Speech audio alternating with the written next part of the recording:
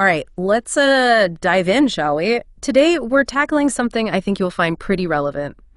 The link between job security and, well, how quickly new tech takes off. You sent over some research on something called, what was it, employment protection legislation? Right. So basically, laws that make it harder to let employees go.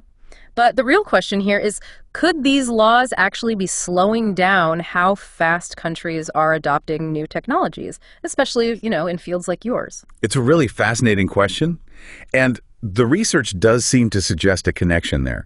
We're going to be looking at data from 20 OECD countries, comparing things like, their job protection levels and how that stacks up against things like how many people have computers, internet access, overall spending on tech. So we're not comparing apples and oranges here, Right. We're looking at similar economies, all with access to the same tech, but maybe choosing to use it differently. Exactly. I'm intrigued. Where do we even begin to unpack all of this? Well, back in the early 2000s, researchers Peelet and Lee, they found this huge variation in how much OECD countries were using information and communications technology, ICT for short. Okay. The U.S. was way ahead, while some European countries, they were lagging behind. It makes you wonder why, right? If the tech is readily available, what's stopping some countries from just going all in? Yeah, and that's where this 2006 paper by Roberto Samaniego comes in. He argues that these job protection laws, things like mandatory severance pay, can make companies really hesitant to shrink their workforce, even when new tech makes it more efficient to do so. Okay, hold on. Let me make sure I'm following. So imagine a company invests in a fancy new machine, right? At first, they need a bunch of people to run it. Everyone's learning the ropes. But then even better tech comes along, and all of a sudden that old machine isn't as efficient anymore. Maybe they don't need as many workers. Exactly, yeah. And that's the vintage effect in action. Older tech becomes less productive over time, which pushes companies to downsize to stay competitive. But if firing people is really expensive because of these job protection laws, companies might just hold on to those extra workers, even if it means they're not using the best tech available. Precisely. It's almost like a hidden tax on adapting to innovation. Yeah. And Samanego's model predicts that this can have a ripple effect across entire industries. Countries with strong job protection might end up with fewer companies in those fast-paced, high-tech fields. They're basically incentivized to stick with what they know.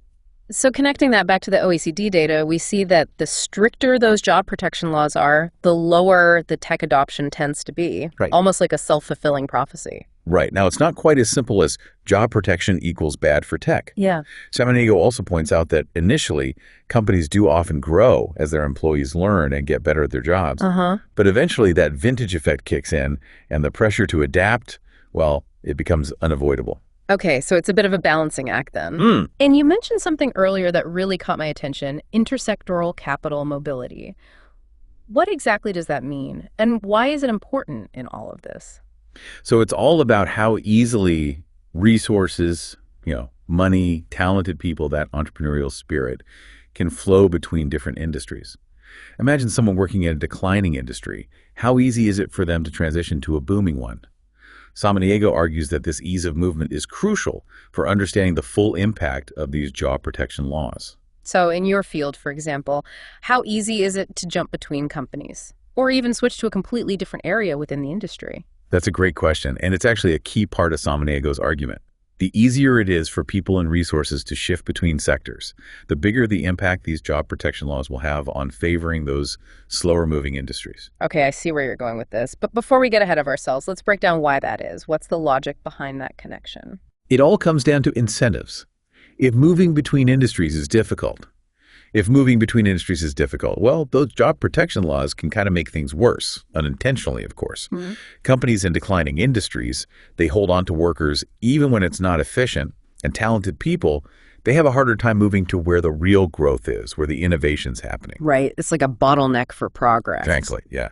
So in a country where it's pretty easy to switch jobs and industries, the impact of these laws might be less noticeable because people can adapt more easily. But in places where it's tough to make those transitions, those job protection laws could really put the brakes on new tech adoption. Exactly. And remember, we're not just talking about gadgets and gizmos here. This is about the core of a country's economy. Right. When a country is slow to adopt technologies like ICT, it affects everything. Productivity, global competitiveness, even the types of jobs that are available. Yeah, it's like they're missing this crucial ingredient for success in the modern world. And this paper, it's really highlighting how policies designed with good intentions, protecting workers, they can have these unintended consequences. Yeah, it's a good reminder that economics, it's rarely black and white. Right. Samanigo's not saying job protection is inherently bad. It's about recognizing the complexities and finding that balance. The right balance for a particular country, right? Because you mentioned that context matters a lot. Absolutely, yeah. Yeah. The same level of job protection, it could play out so differently depending on a country's unique circumstances. Imagine a country that's heavily reliant on, let's say, traditional manufacturing, where tech moves a bit slower. Yeah. The impact of those job protection laws might be, well, less pronounced there compared to a country with a booming tech sector. So it's like a puzzle. You have to consider all these different pieces to really see the whole picture. Precisely. Samanigo's work gives policymakers a new lens to analyze these policies, not just in isolation, but as a part of a bigger, more dynamic system. And it goes beyond just ICT. Think about other regulations that affect the cost of doing business. Environmental rules, labor laws, they all play a role in a company's decisions about investment and adapting to change. It's like a chain reaction, and it makes me think, what happens if technology keeps advancing at this crazy pace we're seeing? Will the gap between countries with strong job protection and those with weaker protection widen even further? That's a critical question. And it raises another fascinating point. What about the workers themselves? Right. Could these laws meant to protect them actually end up limiting their opportunities in the future, dominated by, things like AI and automation? It's almost a paradox. If these laws make companies less likely to adopt new tech, workers might miss out on opportunities to learn new skills and thrive in this new landscape. Exactly. Samanigo's work even suggests that strong job protection could be a contributing factor to long-term unemployment in some areas. So to kind of wrap this up, the link between job protection and technology, it's anything but simple. There are pros and cons, and the impact can vary wildly depending on the specific context. Yeah, the key takeaway here is that there's no one-size-fits-all solution. Policymakers, they need to weigh those trade-offs, consider the immediate impact on workers, but also the long-term effects on innovation and the overall health of their economies. So what does all this mean for you listening right now? Well, it's about thinking critically. When you hear debates about labor laws or economic policies, remember this conversation. Think about those ripple effects across different industries, those long-term consequences for technology and innovation. And don't forget the power of context. What works well in one country might not be suitable for another. It's all about understanding the nuances of these interconnected systems. We've only scratched the surface here, but hopefully this deep dive has sparked your curiosity, given you some food for thought. Definitely. Really makes you think about the future of work, doesn't it? Yeah. If technology is constantly changing, maybe our approach to job protection, well, maybe it needs to evolve too. It's a question worth exploring for sure.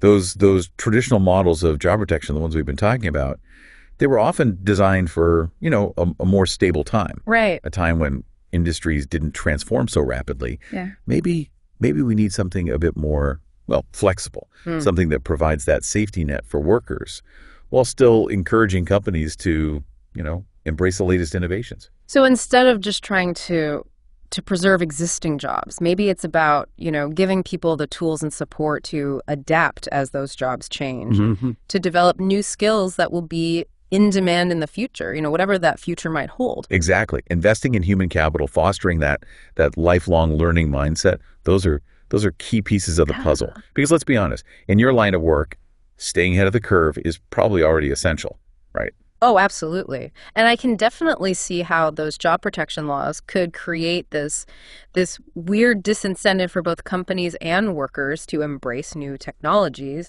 which, well, it ultimately hurts everyone in the long run. Yeah, it's all about finding that sweet spot where workers, they feel secure enough to take risks, to learn new things, and companies feel empowered to innovate and grow without fearing the costs of change. Maybe it's about shifting our whole perspective. Instead of seeing job protection and technological progress as these two opposing forces, what if we view them as two sides of the same coin, both essential for a truly thriving economy?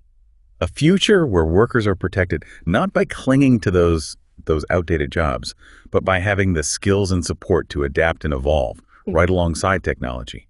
A future where companies are eager to adopt those new technologies, leading to, well, more opportunities, a higher standard of living for everyone. A pretty compelling vision, right? Yeah, And a good reminder that even well-intentioned policies can have unintended consequences, especially in a world that's changing as fast as ours. absolutely. And on that note, we wrap up another deep dive. Yes, we do. Hopefully this exploration has given you some new insights to ponder. Remember, knowledge is power. The more we understand these complex issues, the better prepared we'll be to navigate, well, whatever the future throws our way. Until next time, keep exploring, keep questioning, and keep diving deep.